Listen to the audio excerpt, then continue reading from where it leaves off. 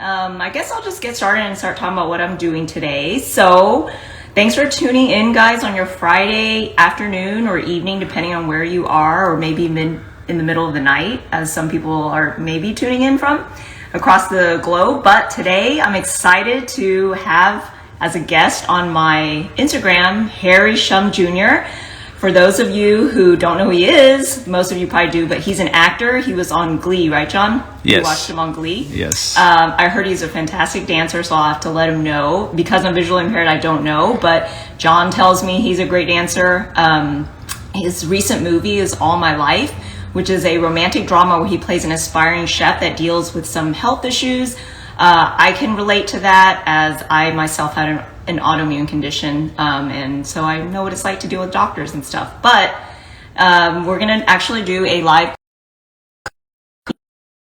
show him today how to make Vietnamese egg rolls or fried spring rolls, or in Vietnamese it's called gia giò or gia giò, however you pronounce it, whether you're from the north or the south. But I chose this dish because it is Lunar New Year today, or Tết in Vietnamese, and it is good luck, or considered, to have good fortune if you eat egg rolls, because they kind of, their shape like represent gold bullion. So all right, Harry joined us. that's why we're going to do egg rolls. Hi, Harry. Christine. How are Hi, you? welcome. Thank you. Thank you. So nice to meet you. Yeah, nice to meet you virtually. I'm super excited because I'm a huge fan. My husband watched Glee, and I recently listened to your movie All My Life. It was great. So Oh, thank you. super Thank you excited. so much. Me too. I've been a big fan of yours since Master Chef. I mean, you blew me away, and you made me emotional. You made me cry. You also just made me salivate over the food, and just an amazement of I think what you've done. I think for a lot of people to see what you were able to do, and also to get Gordon Ramsay to give you so much love, which is not an easy feat. So congratulations. Yeah, it's funny that you said I made you cry and stuff on MasterChef, because you made me cry on All My Life, so we have that in common. So yeah, welcome to our cooking session today. So I know that you've heard a little bit ahead of time what we're making today, so I wanted to do, in honor of Lunar New Year, Yes. egg rolls. So you've probably got your ingredients. Is there anything you want to start off talking about or anything, or should we kind of get into it? Yeah, we can get into it. I mean, Happy Lunar New Year. I know this is, I guess for the Vietnamese culture, just to give, because, long noodle, long knife, there's a long life, there's different ways of certain foods you eat kind of represents, I don't know, a well wishes, prosperity, or wealth, or health. So, I mean, is there any background to these Vietnamese egg rolls, as far as culturally? Yeah, so I was just talking to the followers that, yes, so the reason egg rolls are a good thing to eat during New Year's is because the shape of them and the look of them, they kind of represent gold bullion. So you're supposed to kind of eat them to get good fortune. Other things you can eat, like you said, are noodles. You don't cut the noodles, you leave them long. That's supposed to be for good health or longevity. You can eat whole duck or whole fish. That's for good luck. There's all sorts of things, like dumplings too can also sometimes look like little gold. So there's all kinds of things that are reasons why you eat during Lunar New Year. So yeah, egg rolls are a thing, and they're very festive food. Like growing up, my mom made them for my birthday parties and all kinds of Vietnamese celebrations with the family. So I thought it was something that was nice to kind of put together today with you for Lunar New Year. Did you celebrate Lunar New Year growing up, or now, or anything? Oh yeah, all the time. My mom was just cooking up a storm every Lunar New Year, and trying to have as many relatives over. Some I didn't even know, and I don't even know their names. So that I think we all have that. You don't even know their names. You don't even know if they're part of the family, but they're there, and we're there to celebrate together. So I definitely did that, and I know a lot of people in the rest of the world, which is they're joining us right now. Some are up in the middle of the night, maybe already celebrated, and some are celebrating right now. So thank you so much for joining us. Again, I'm Harry, and this is Christine Ha. She is incredible cook, amazing palate, and she has two restaurants, right? Yes, the Blind Goat, and what's the other one's name? Xin Chào. So that means hello in Vietnamese. So Xin Chào. Yeah. Xin Chào, Xin Chào, so Xin Chào. So definitely follow her after this. But let's get started. Let's get some Vietnamese egg rolls Yeah, so going. I have all my ingredients laid out, which I know that I sent you ahead of time. So they're not exactly measured out, to the degree, but I will tell you what's supposed to go in it. So first we have here carrots. So they're all already like shredded up or finely chopped, but you will need half a pound of carrots. Okay. I have a whole onion, which should be diced up. This should be also half a pound. We have green onions or scallions. This will be a quarter pound, which we will cut together. Okay. In the feed or in this video, so I'm going to set that aside. And then we have here, which looks pretty gnarly. This is called a wood ear mushroom. This is the dried version. You can get them fresh as well, but you would want to reconstitute. Harry looks confused. Well, I didn't know they looked like that before. I mean, I got mine already. Yeah, yours might already dried, be cut up. So this is kind of what it looks like, dried and whole. So this is a wood ear mushroom. This doesn't really have a lot of taste. It's mostly for texture, which I love in an egg roll. So if you get it dried, you would want to soak it in some hot water until it, becomes pliable. This is bean thread noodle, which is the same thing. It's dehydrated, so you would want to soak this in hot water as well. This is made from mung bean.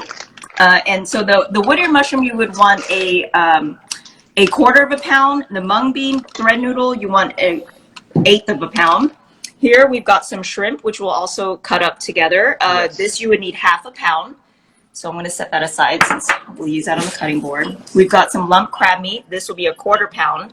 We're supposed to have half a pound of ground pork, but I think I left that in the fridge. But I know you've got that. This is sugar. It's going to be half a cup of white sugar. Chicken bouillon, because that always adds flavor. That's a quarter. And then we have black pepper and garlic powder, a teaspoon of each. So you've got all that with you, right, Harry? Yes, I do. So I'm going to move my stuff aside, and then we'll chop some of this stuff together. In the interest of time, this is not a full cooking class, so we're only just going to chop up the green onion and then the shrimp, and then I'll get you to mix your filling all together. All right. And do you cook it when you mix it all in? Do you cook it beforehand? And then you don't do that. Okay. No, so that's a good question, because my friend actually a long time ago, she ate my egg rolls and she's like, these are so good. I want to, make these. So I gave her the recipe, but I only verbally gave it to her. I didn't write it down. And she thought that the filling was supposed to be cooked beforehand. And then when she fried them again, she said it turned out strange. And I said, no, you make the filling, you mix it all together. It's raw. You wrap it raw, and then you fry it, and it'll cook in the fryer. Yeah, that's interesting, because usually other egg rolls that I make, because I used to work at a restaurant, and you'd cook it beforehand, and then it would be hard because then you have to let it cool down. It's a whole process, and then you put it on. So this seems like a lot easier to process than to cook it, and then put on the wrapper, which will probably break if it's too hot. Right. All right, so cutting the green onions. Yep, and I'm going to move mine into this thing, which is called a deli. In the restaurant world, we use these a lot, so you're probably familiar.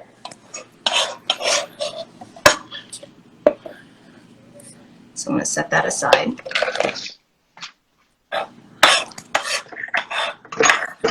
Should we answer some questions? Yeah, so that's my husband, John, behind the camera. Since I am. Hi, John. How are you? Hey, how's it going? He usually moderates. He's the one that's a huge Glee fan. He used to watch on Glee. And he says you're an amazing dancer, and he says one day you need to teach me how to moonwalk.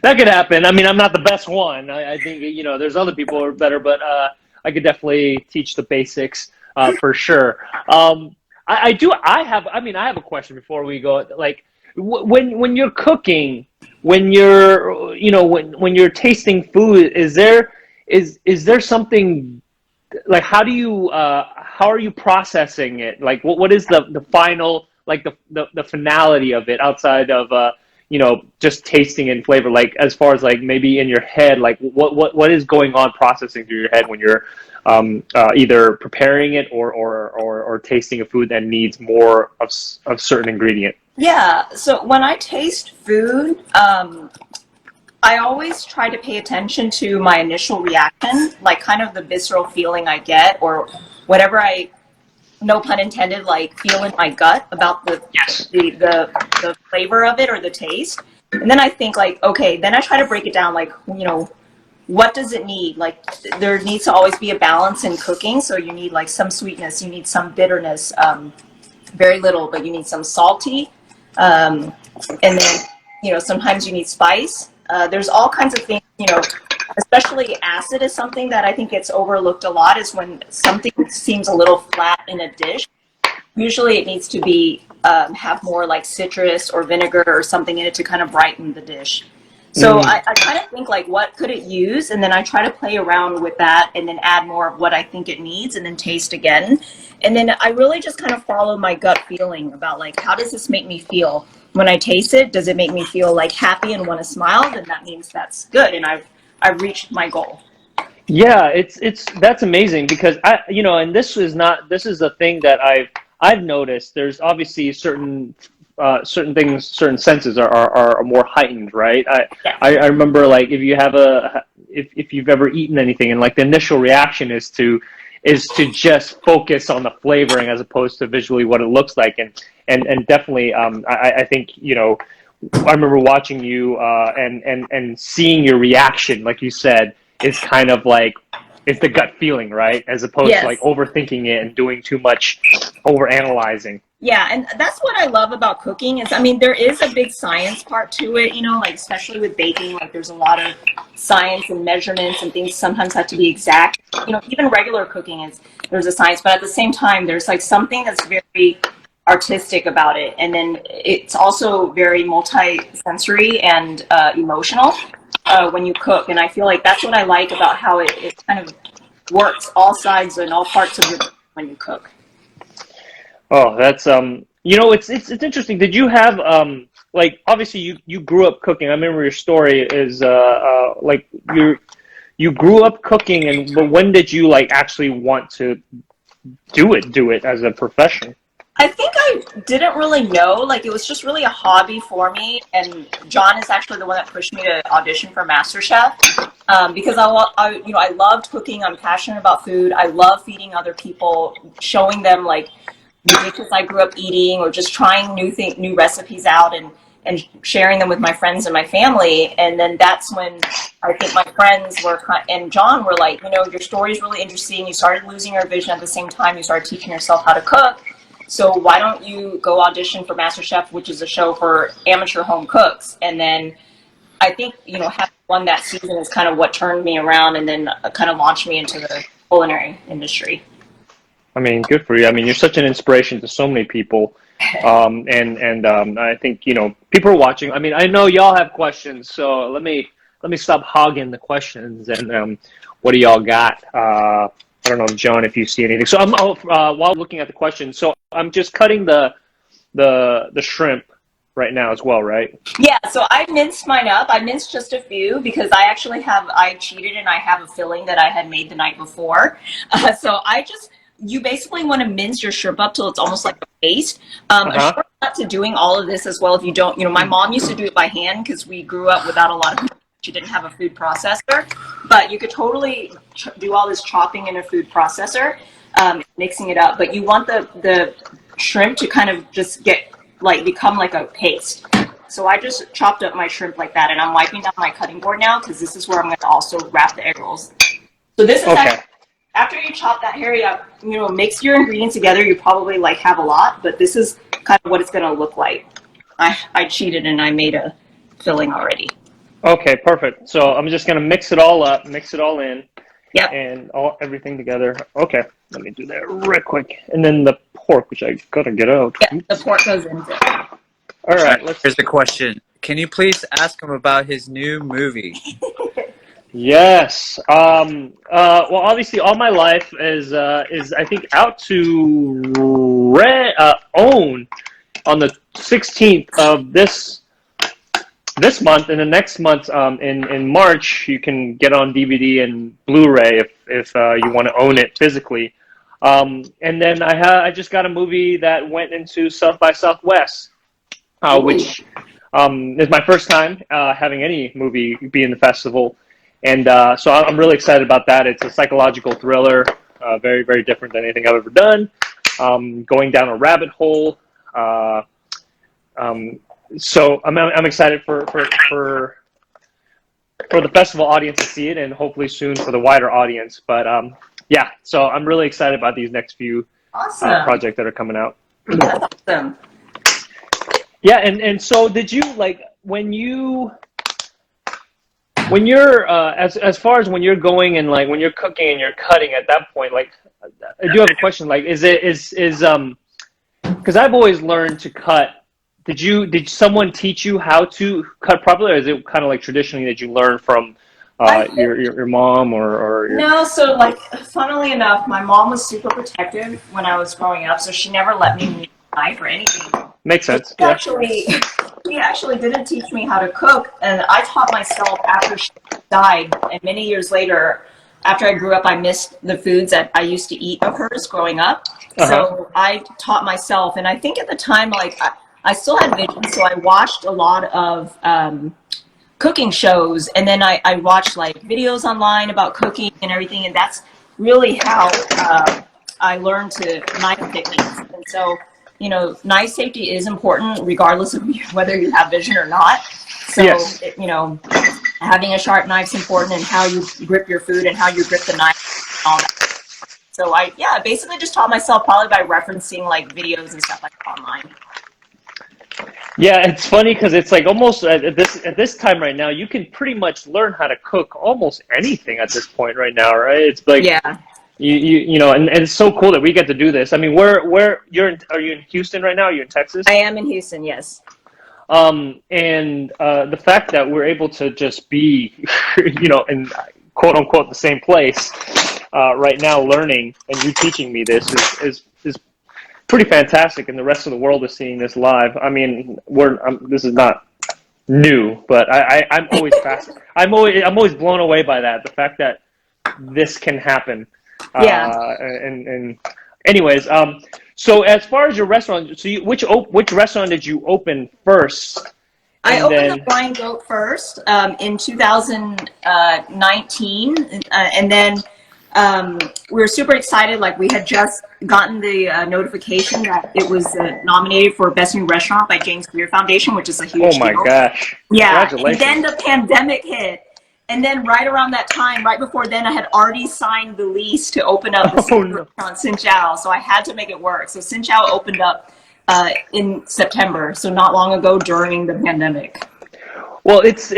I mean, that's something to say. It's like, I think with specifically right now, and I don't know what it's been for you, and I don't know if you want to just kind of talk over is you know, during the pandemic, a lot of just restaurants in general, but specifically Asian restaurants were hit pretty hard as far as, you know, kind of the anti-Asian rhetoric that was happening, and then also just restaurants in general, like having a really hard time because people couldn't dine in. And is that, I mean, right now you're working through it, and the fact that, you know, at least you've gotten through that past year. So how was that all like for you?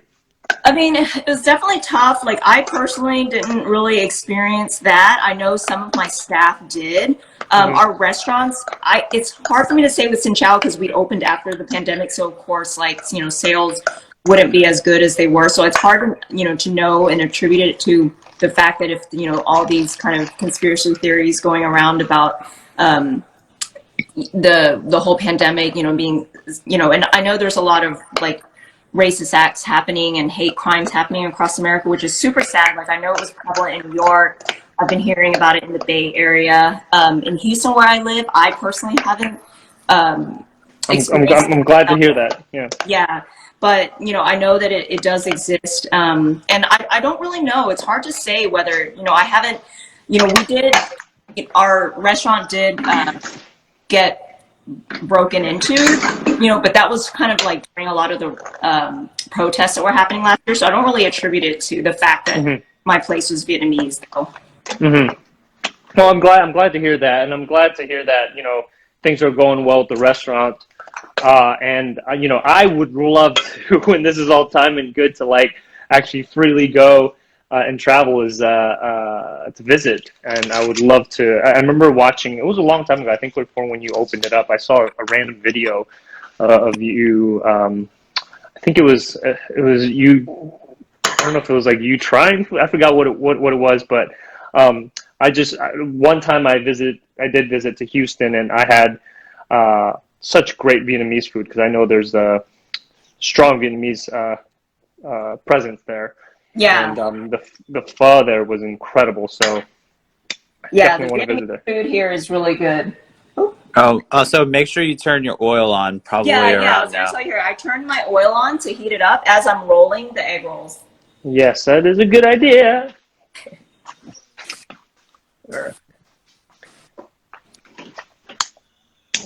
So, Harry, why don't you describe what you look like for Christine? So, Yeah, because or I love. Christine can guess what you look like. No, let's have Ooh, Harry. that's How a can you fun game. describe yourself to a visually impaired person, Harry, that is curious? I mean, has John? No, I'm more curious to see how John describes me to you. Dang, That is Oh the fun wow! part. Oh wow! Who do How I about look this? like, John? Who do I look like?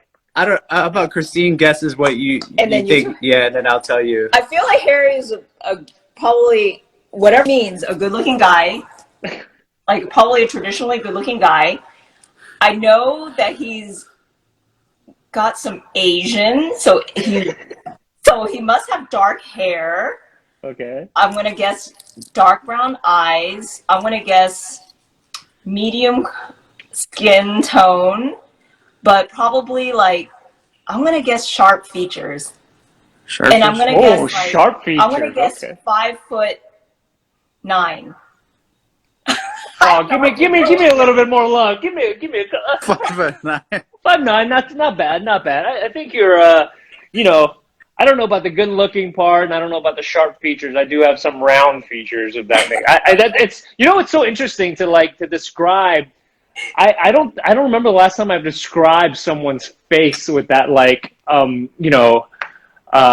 and like I guess sharp features is such an interesting thing, but those details are needed, right? So I mean, when you're watching a movie, is outside of can you talk a little bit about like kind of the importance of not the I forget what it's called. It's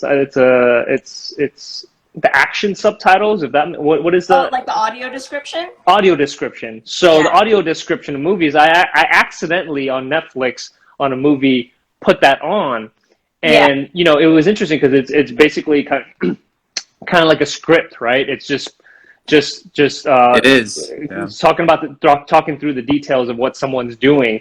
I think for you, for visually impaired, like obviously the importance of like, is that been a difficulty in getting a lot of more movies and TV shows to do that, or has that been a bigger presence lately? It started with Netflix when they started doing all of their original content needed to have the audio description. I think that really helped and opened the door for I think accessibility being a key issue, I think, among entertainment. And I've done like a TEDx talk before in California where I talk about the importance of entertainment being accessible.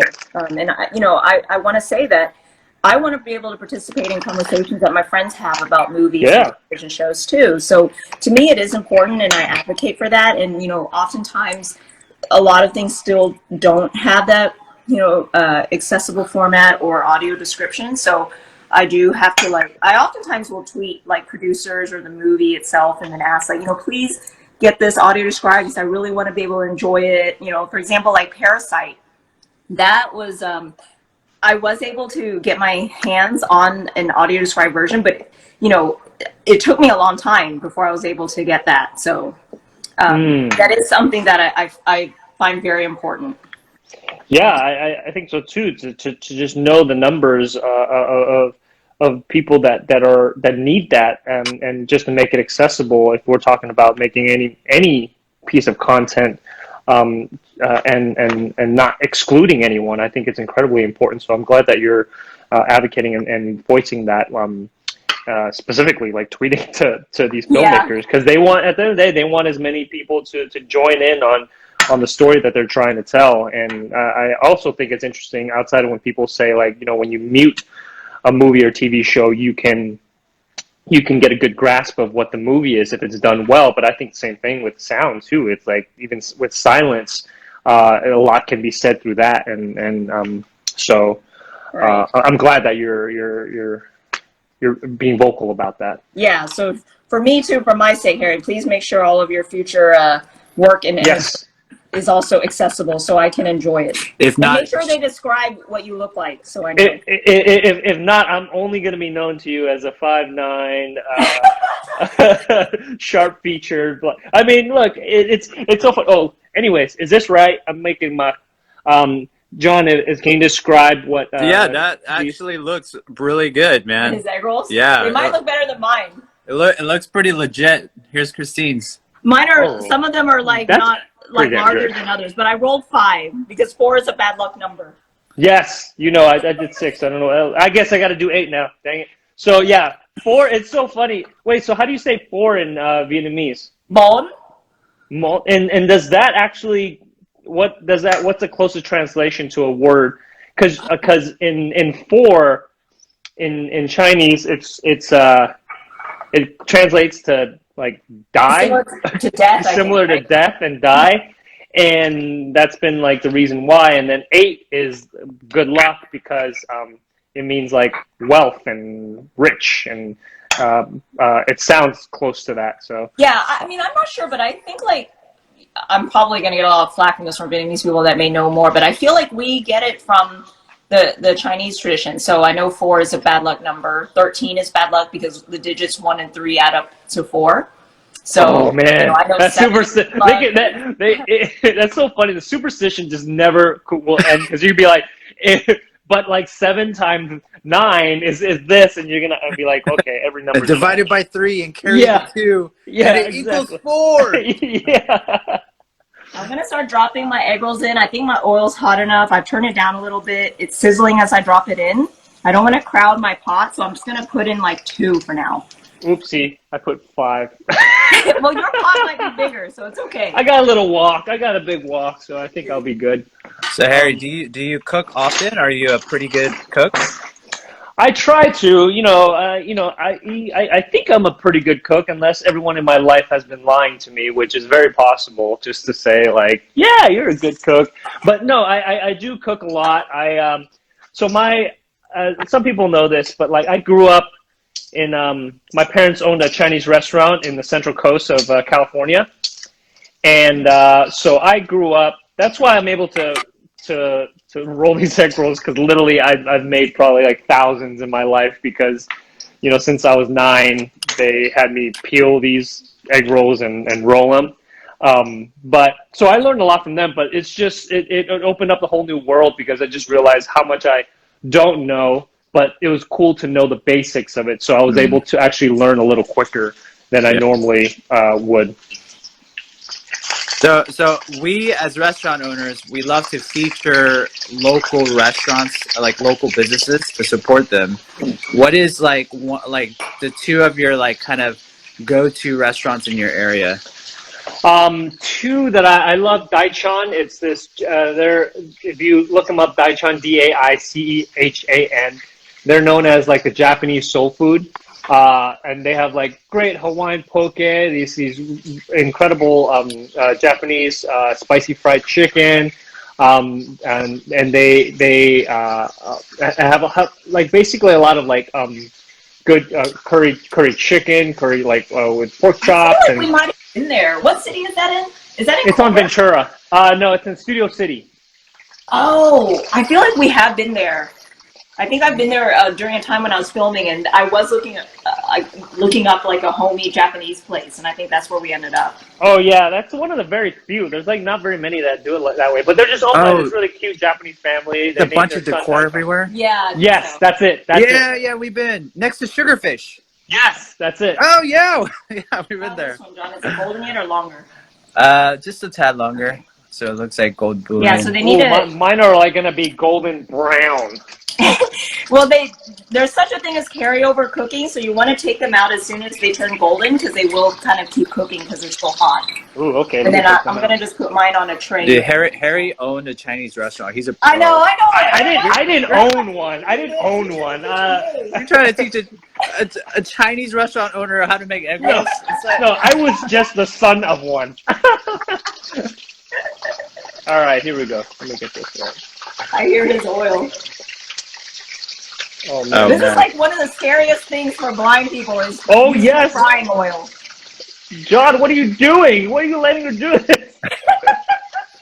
Nothing is impossible with this woman. Hey, I feel you. I feel you. It's Oh good. man. So like especially when you're talking about like your restaurants, like is there is it more traditional type of Vietnamese? Definitely not. I would say because there's so, you've been to Houston before, Harry, so you know that Vietnamese food here, you've had really good pho. There's so many good mom and pop traditional Vietnamese restaurants that I'm not, because I'm second generation, my parents, I was born in the US, my parents came here, but I was born in Southern California, grew up in Texas. So for me, my sensibility with Vietnamese food is definitely a different, kind of a different generation. So I love all of the traditional stuff and there's a time and place for it, but I'm not trying to duplicate like what that first generation is doing so well. I'm trying to do kind of like a more modern take on Vietnamese food and also implementing like the fact that I grew up in Texas. So there's like Texas barbecue incorporated into the Vietnamese food. There's like Tex-Mex incorporated in. So it's really just my story of Vietnamese food. Oh, that's amazing, and that's what it should be. And it's always so interesting when we talk about like, I think there was this, during this, even now probably there's always that conversation of like what's authentic and what's not. And I think we forget to say like what's actually authentic to you, right? Right. What's authentic to the chef, and that might be straight up traditional cooking, and that might be influenced by your environment. And when you have Tex-Mex around you, surrounded by, it's gonna start going into the dishes that you put in, and if your gut, like you're saying, is telling you like this is good, and maybe someone else will find it good. Yeah, and I think that's like a conversation I think we have a lot, especially, we want to honor the foods of our ancestors and of our parents, but at the same time, like things change and evolve all the time.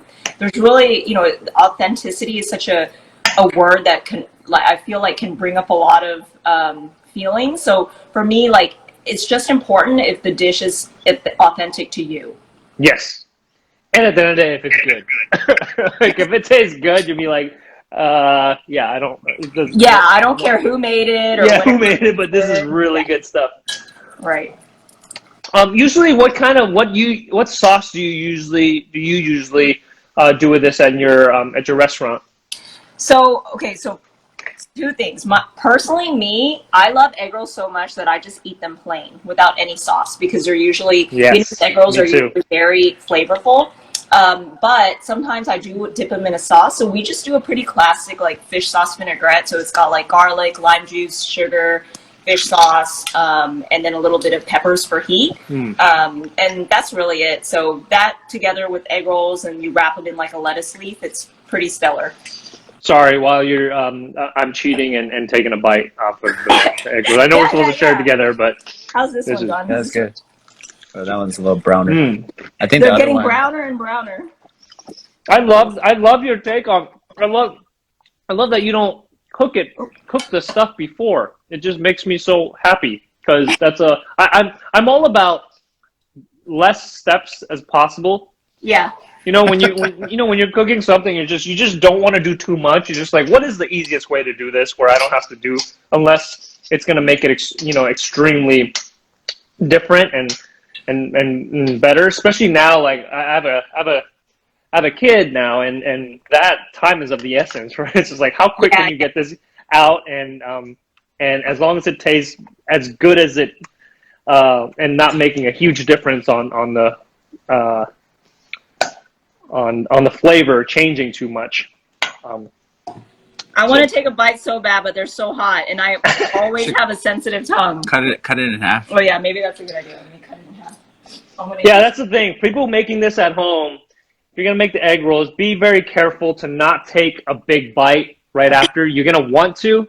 Oh, that's the worst thing you're gonna do. I'm gonna cut mine with shears to try to cool it down so I can have a bite because they smell so good. but I can't have a bite because I know I'll burn my tongue, and then that's where I ruin my palate.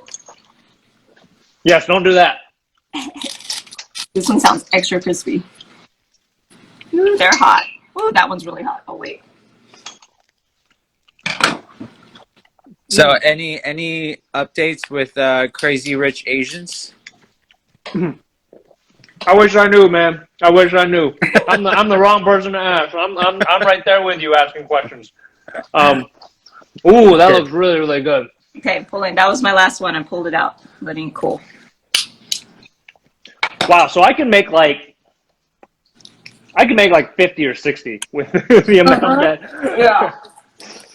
Which I'll do. They're pretty quick. I'll make them. And when you freeze them, so the cool thing is you can freeze these, right? Mm-hmm. So after you put them, you can freeze them. You don't have to put flour. Do you have to put flour with them? Or No, but probably between each layer, I would maybe put a sheet of parchment.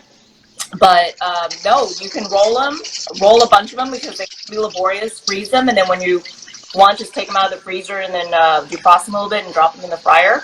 You could probably try them in an air fryer because I know that's like the big thing nowadays as well. But yeah, I mean, it's Lunar New Year, so the fact that you have a lot, you need to make some for your for whomever. Drop it off at their house if we're kind of staying quarantined or whatever. But share the love. Hell yeah, this has been wonderful. Thank you so much. I'm sure, I don't know if John told you, but like I remember you had someone recently shared a video of your journey in Master Chef, and I saw it again. Janet Jackson. Yeah, and then I was like, oh my god, I would love to cook with her. I would love her to teach me something. So, the power of the internet. I'm glad that we got to make this happen. I've always wanted to meet you, so hopefully I can meet you in person in the future. Yeah. And this was excellent. Thank you so much. I hope people at home are. I see a lot of food emojis. There's a lot of food emojis. And what's this? Let me see. What are people saying? What are people saying? Oh, Happy Lunar New Year. Everyone's Happy Lunar New Year. And so for people who are trying to make it, there's different types. There's Vietnamese egg rolls. There's lumpia. There's Chinese egg rolls. But these are Vietnamese egg rolls. Definitely. Tell me about your book before we hop off. So because you have a second. Is it a second book? No, it's actually my first one, but it still sells pretty popular. So I've been kind of working on my second one, but then opening the restaurants kept me busy, so I haven't gotten a chance to work on a second cookbook, but I would love to. But my first cookbook is called Recipes from My Home Kitchen. It was actually part of the prize of winning MasterChef Season 3. So I put a lot of love into that. It's a lot of, I would say, comfort food recipes, because that's what I was known for on MasterChef. So I do a lot of Vietnamese food, but also like Southern and American comfort food. So it's those kinds of recipes, and I was super stoked when it was like a New York Times bestseller because my background is also in creative writing. So to be able to write about cooking and have it be a New York Times bestseller was like another dream come true, like winning MasterChef. So it's called Recipes from My Home Kitchen. You can order a signed copy from me at my one of my restaurants' website. It's theblindgoat.com. And you can order signed copies on there, and I'll sign them and ship them off to you. Yay! Christine Ha, you are amazing. Please, everyone, follow her at The Blind Cook and on Instagram, and also go to her restaurants, check out her book, and if you want to, I know you can go on MasterChef and rewatch a lot of her episodes. It's really, really inspiring, really incredible. So if you don't think you can cook, she'll definitely give you a lot of inspiration because what you've been able to do and achieve is just really incredible. So Thanks, I'm really appreciative that you got to take some time and cook with me, and I'm gonna cook all 50 of these right now. I might eat all of them right now. So sounds good. Thanks, Harry. Thank you, Christine. Thanks, John, and Happy Lunar New Year. Bye. Bye. Bye.